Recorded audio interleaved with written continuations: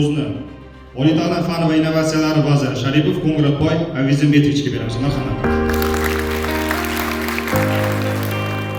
Yoshlar bilan uchrashib, yoshlarning qiynayotgan muammolarni biz sizlardan yig'ib olamiz. Qaysi bir muammolarni balki bugun hal qilib beramiz. Qaysi bir muammolar bo'lsa, uni keyinchalik tizimli ishlab, balki qaror darajasiga olib chiqilishi mumkin. Jamiyat shakllanib, takomillashib ketyapti, demak, ta'lim ham shunga mos ravishda takomillashishi.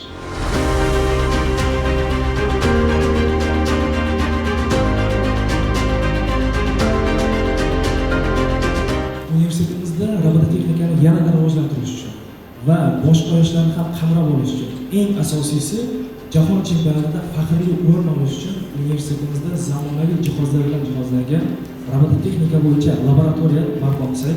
Yaxshi yo'nalish ko'tardingiz.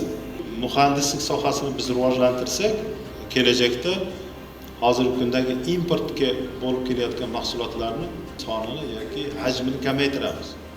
Qancha bizga import kam bo'lib, eksport ko'p bo'lsa, davlatimiz shuncha qudratli bo'ladi.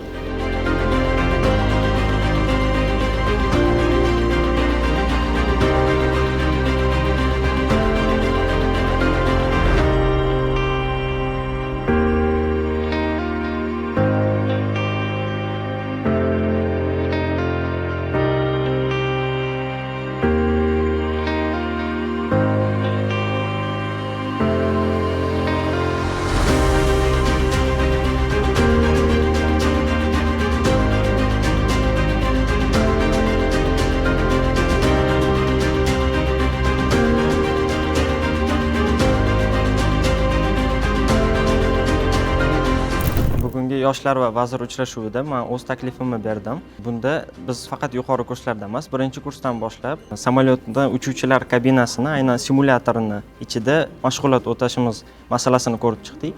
Bu bizga o'qish boshlanishidan professional amaliyotga tayyorgarlik ko'rishga yordam beradi.